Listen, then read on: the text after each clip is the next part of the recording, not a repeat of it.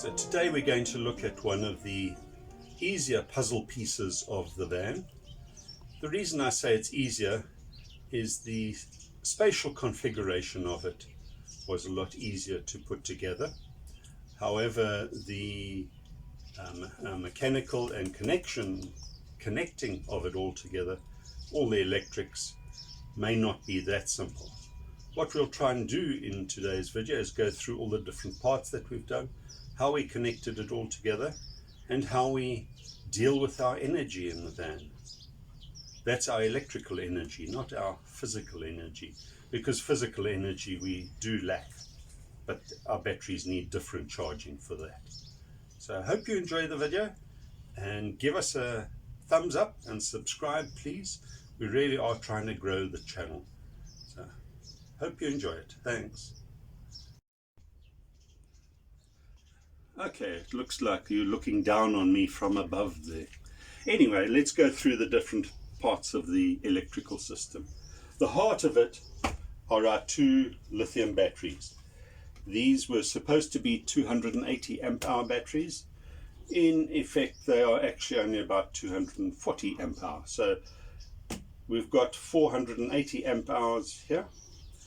Onto each battery, we've got a BMS, a battery management system. As you can see on it, I've used 200 amps on each one. So in effect, I can draw or deal with 400 amps at a time here. I very much doubt I'll get anywhere near that, but that's the capability. So from the battery, let's look at coming into the system. Where do we get our power? Well, our energy. There are three different sources. The first is our DC to DC battery charger. That's our energy. We use 40 amps here, and this gets our power from the alternator in the engine. So with that, I can charge at 40 amps. That comes into my two bus bars and through the coulomb meter into the batteries. So with that, I'm measuring, the coulomb meter is measuring the power that's going in and out, so it keeps track of how much juice energy we've got in the batteries. The BMS system does a similar thing. It has a Bluetooth dongle to it, and through Bluetooth I can look at the stats of this and see how much energy is going in, how much each cell is being charged.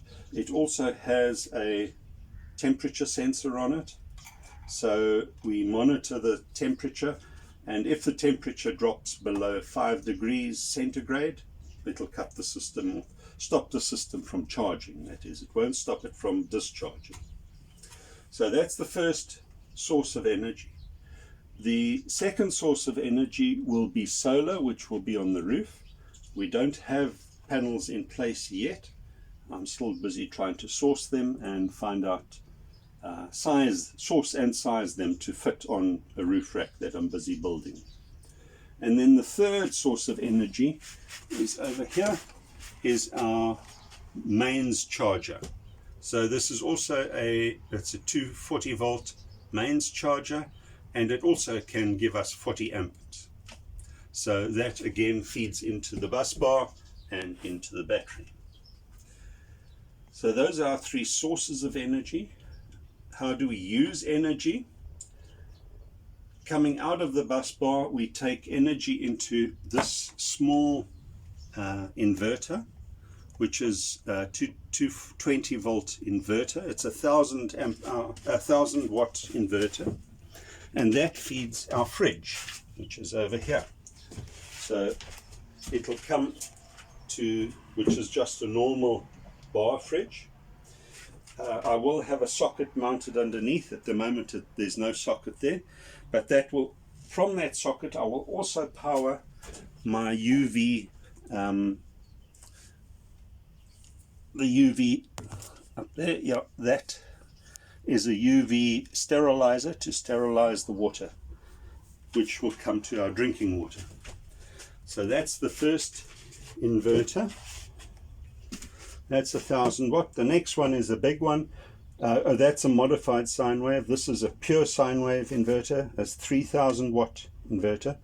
And this one is used to power into our 220 volt distribution system here. So there I've got normal trip switches and that on it. And from here we go to our water heater, which is this side of the van. This is a 10 litre 1800 watt water heater, and so we have the 220 volt coming in there. And also, it's not plugged in right now, you see the plug on the floor. From that 3000 watt inverter and through the distribution system, we also then come up to a mains plug here. This will be used to feed the induction cooker, which will live here, or it will work here, it won't live there. And so from that we can feed that, and this will also then go to another 220 socket, which will be in the sofa, which hasn't been installed yet, and that will be used to run our laptops.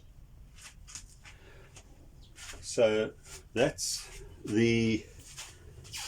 are the two main draws of power there. We also have bus bars and fused bus bars here. So for instance, that red light that you see is because I've pulled the fuse out for the water pump. So the water pump is fed off here at the moment. I will redivert it up to our main one, but these are fused and also show us where the fuse, if there's a fuse blown. So similarly to that one, I will have another fused bus bar up here in between the two cupboards. Go back so people can see where the cupboards are. There's a cupboard here, there'll be another cupboard here, and in between it will be the control panel. Now here's our dummy control panel at the moment. So we have the coulomb meter, which shows us how much power we are using or is in the batteries. At the moment, okay, there's a very little draw on the system of 0.01 amps. I suspect it's actually just the coulomb meter which is drawing power, because there's nothing else connected.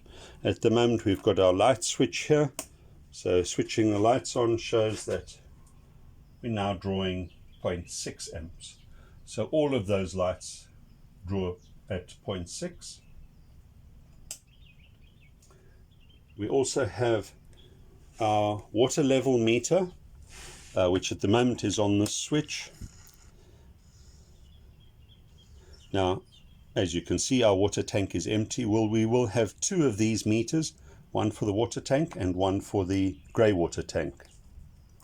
We will also have USB charging ports, a couple of these around the van, and then this is the control for the inverter, the large inverter. So that's to switch it on, and you can see that draws 1 amp just by being on. So that's why we don't leave that on, because it's an unnecessary draw when we're not using the system. Switch that off, and this also shows us, so at the moment our batteries are 89. I have 89% charged in the battery. So that's a brief overview of the system. Looking at the wiring here is still a bit of a mess. It all needs to be covered up. What is also here, you will see, is our main control switch. This switches everything in the van on the leisure batteries on and off. So if we do need to have an emergency switch off, that's where we would go to. I think that's all of the system. The cabling doesn't look very pretty at the moment. Oh, the one thing which we will have still, which isn't here, and I will only get when I get my solar, is we will have an MPPT charger over here, which will control the solar coming, the energy coming from the batteries and then going into the bus bars. So that's the system as it is now.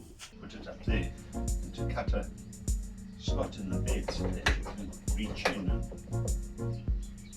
you know, pull the mattress up and switch off if you need to. Can you pull the mattress up easily? I don't think it would be that difficult. Yeah, this would be an emergency power off type thing. Which in an emergency you don't want to have to try and get the mattress. Well, where do you want to put this? I don't know. I'm just saying. Exactly. Can't you put it at the door or somewhere? Right at the end. Well, okay, in an emergency, you've then got to get out of the van, maybe unlock this on the inside first, get out, go around, open up, come round and switch it off. Okay. You're in the van. And what about on this side then? The battery to battery charger is over there.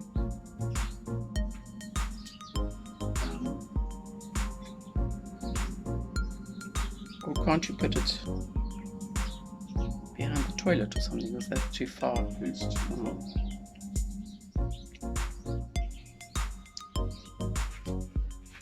Okay, what we'll do is we'll put, there's a wall coming up here, which is the divider between the bedroom and the lounge. So we'll put this on the wall there. We're still with a hole in the bed, so you should still be able to get to it quite easily. You turn it off.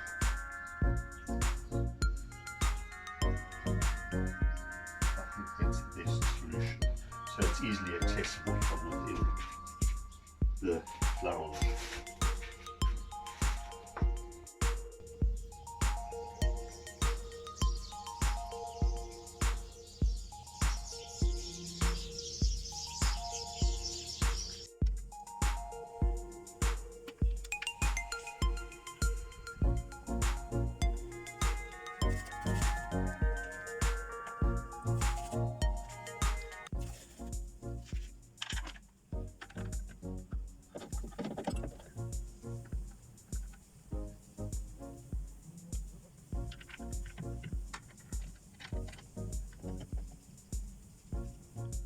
Put up the negative bus bar, positive bus bar, and from here it's going to go to the inverter, and then from the inverter, and this is the main, the 220 volt power distribution board, and then next to it I will have a trip switch so that it will come from the bus bar to the trip switch to the inverter.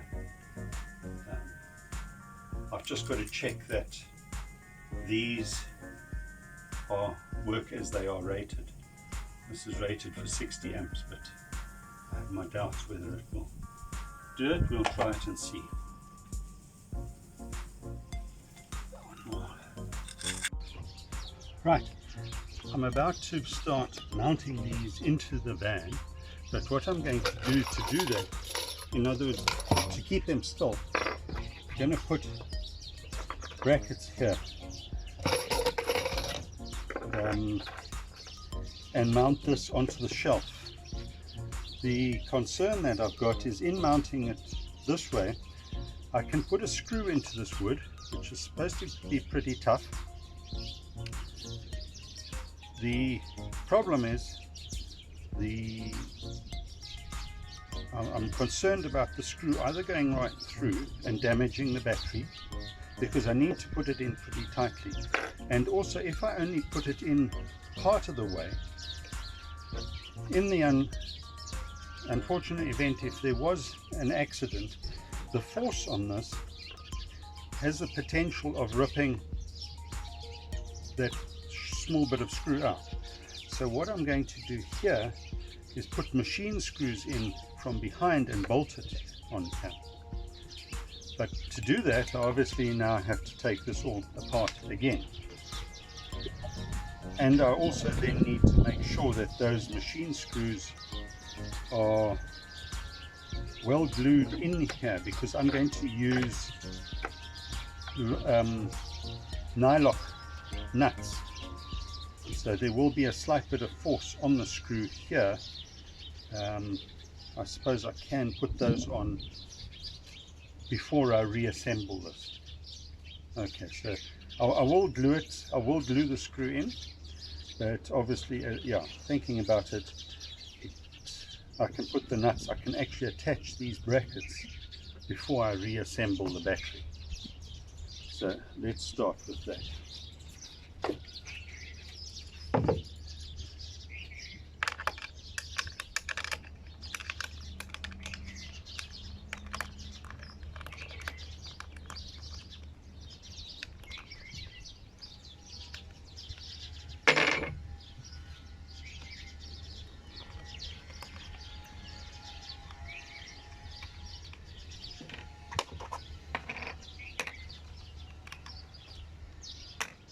Having nylock at both ends of this causes a bit of a problem because obviously they're not exactly the same tension, so one tends to come undone while the other one stays fixed.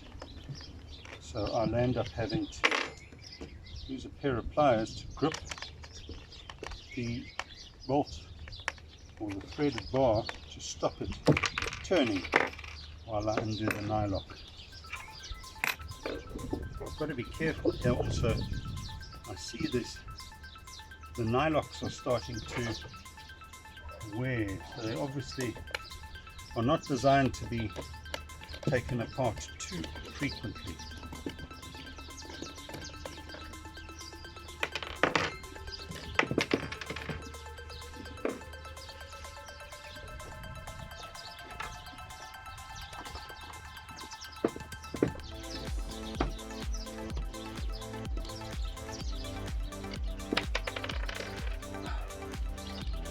I know we're always moaning about the temperature, but just for information, temperature out here today is in the region of 36 and humidity is about 55%. So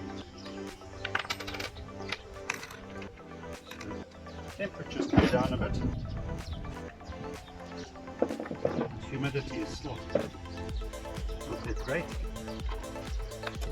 There is a bit of a breeze here, so it does help slightly. So today the breeze tends to be blowing from the sea, which is in that direction. So there's a wall here right next to me, which is blocking most of the breeze.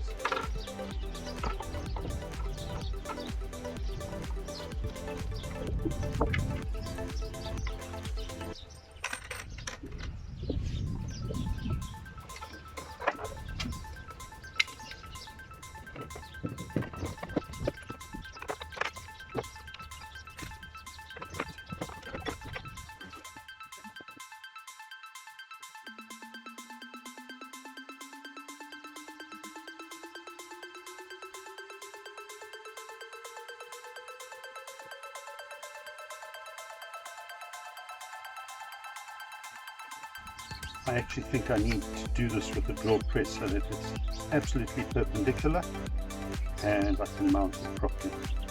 I don't want this coming at an angle on the inside to damage the battery, and actually what I will do is I'll put a sheet of polyethylene in here as well, just to protect the edge of the battery.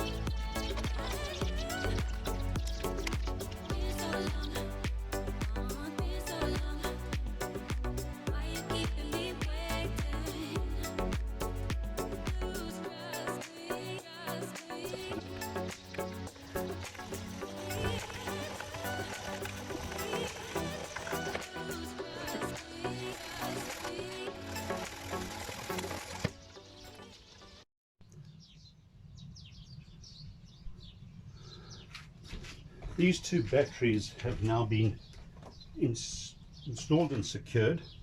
What I'm going to do is put some trunking down the back there. That's the white trunking, PVC trunking. I'm going to put that down the back to contain the cables. What I'm busy working on now are the positive leads from the battery. What I'm going to do is take the two leads into a junction box. Here it is. I'm going to use a normal electrical junction box. I'll have the leads coming into this, and what my intention is to have each lead, each battery connected separately onto a copper bus bar, and these are then going to be bolted together, and lead going from that to the main switch, which is over here. The reason I'm doing that is so that if there's a problem with either one of the batteries, I can disconnect that battery without disconnecting the rest of the system and still keeping power on the rest of the system. So this is really just to join the two together and to enable me to keep the system powered up if there's a requirement for that.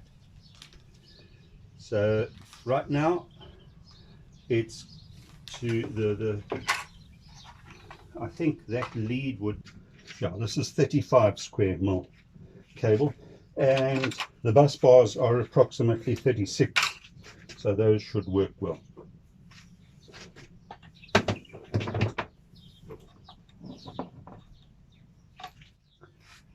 I knew I would do that. I've left my cable cutters inside. Here I'm busy making the junction box. Because it's going to be in between the batteries, one cable come there, the other one in here, and then the main one going out there.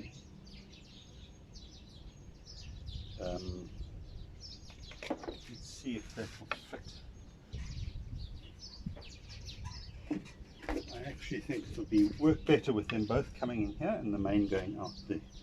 So I'll roll both sides of it.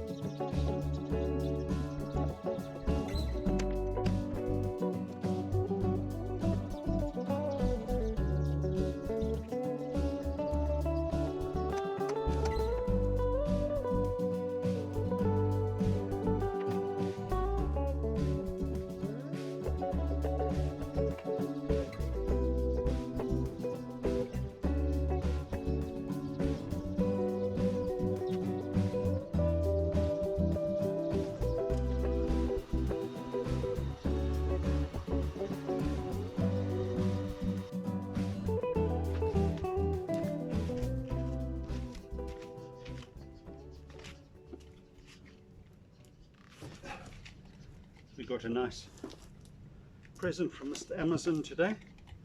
This is our DC to DC charger, so we can charge off the batteries off the car. So let's see what's in here.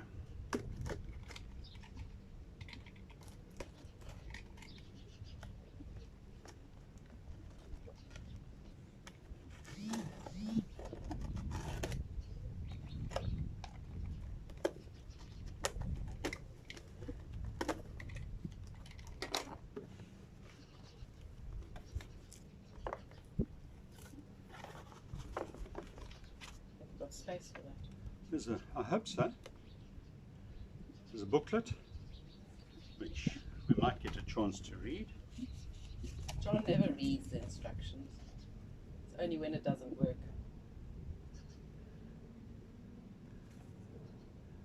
Bluetooth connectivity chart and warranty. What's this? Contacts. Some stickers. Don't know if we'll ever use those. And a charger. It's a nice colour. Yeah, be nicely hidden too. Won't see it. so that's the 40 amp charger, and is output this side and input that side. That's fine, so I can mount it on the wall there the right way up.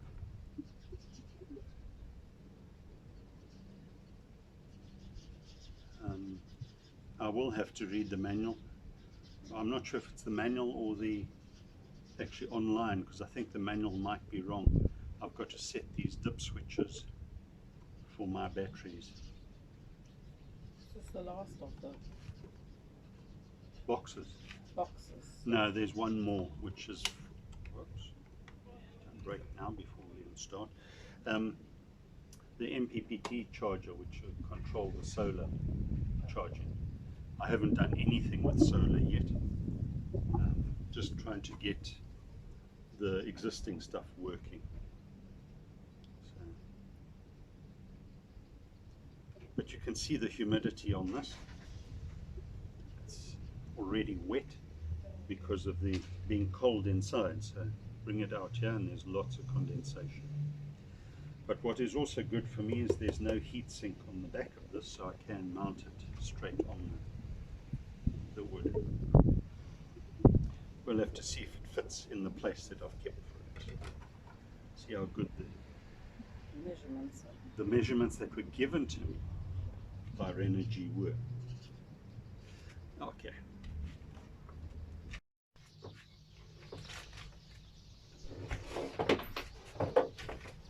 Here's a cable cutter. There we go. These are, I think, the lugs, or there might be more here, or there might be in the bottom of that packet as well. For these, I think you can fit, use the, I'll get the crimping. Right.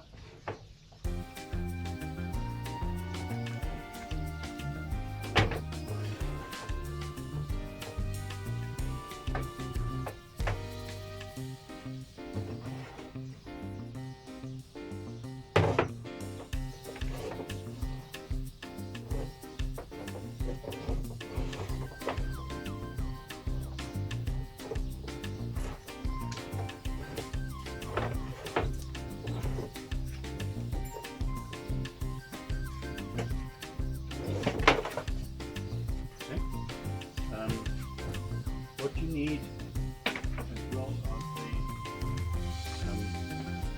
the knife to cut it. There we go, cut the insulation, and then put heat shrink on it. What I do is I put two layers on. You put one on, then Well, I'll put, slowly and then yeah, about 2 centimeters.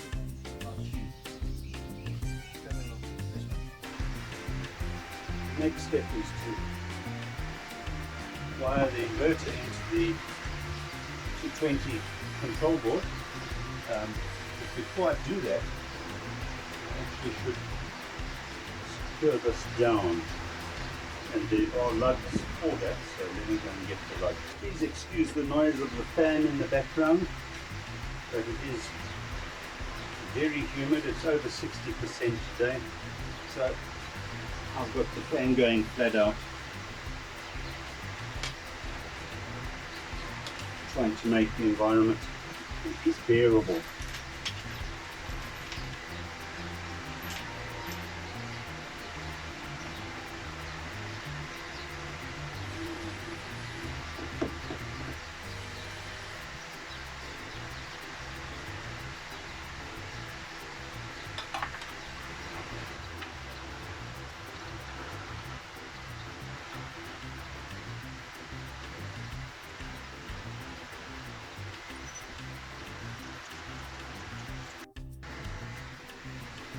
Okay, Amazon just interrupted us there. They've delivered the package. Let's see what it is. I suspect it's a switch, yeah. 250 amp switch. Now, that we actually need to test, because all the switches I've had up to now have not met the specification which we give. If this one has a logo on it, or with a brand name.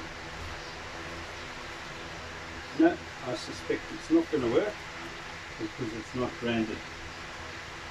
I don't know. So we'll finish with the installation of this first. But before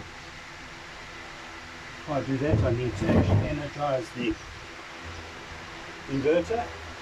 Before I do that, I need to charge up the capacitors. Charge the capacitors here. Okay. That should be on.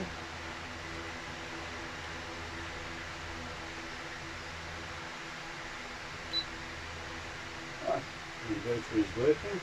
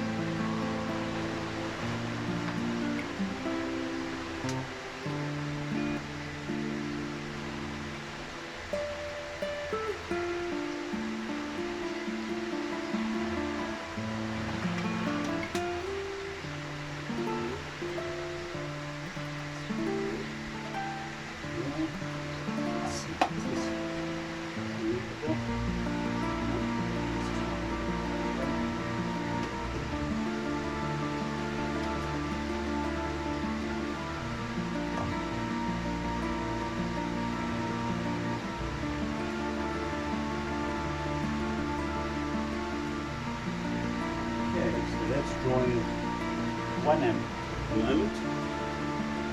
Try a small stand, the camera on the stand, and then we can start working on this. Right. You can actually see the switch in there. So those are the two. They don't quite balance, but it's started going.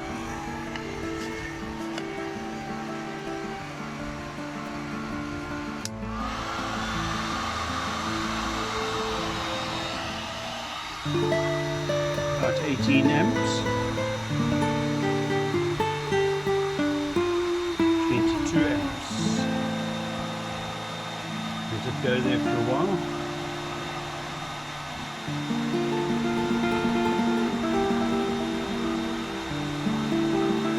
This plug is rather small for 250 amps, but that's what they believe is the correct design.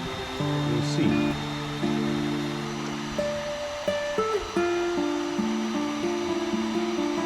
Go up a bit more.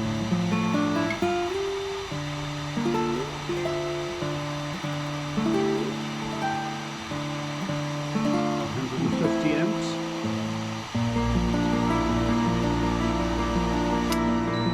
Yep. Okay. So it can't even handle 150. Once more, a disappointing buy or supply from Amazon. These are the cables coming from the back, and going to feed them through here. Now,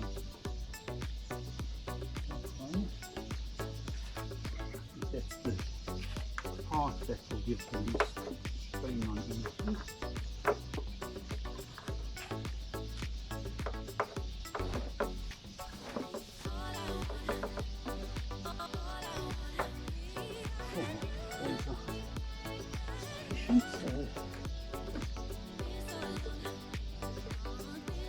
Look at putting them in there. We'll attach it once it's done the other side.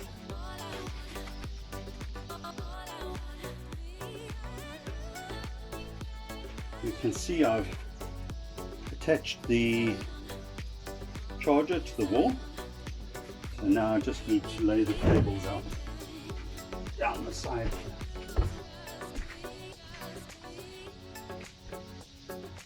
And I will keep all the slack at the back there.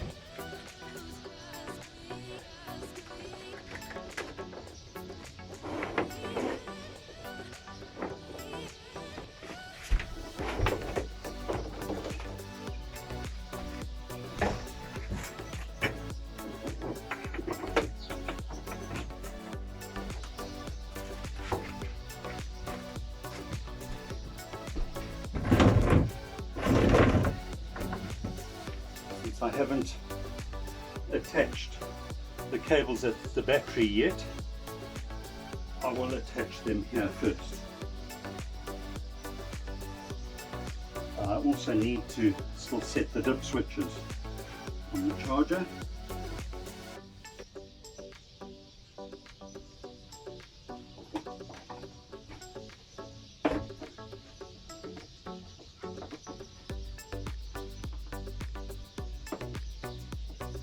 This is going to be a bit of a trick. Should really go and get some glue tack or something to get this to stick, but we'll, through laziness, we'll try it this way first.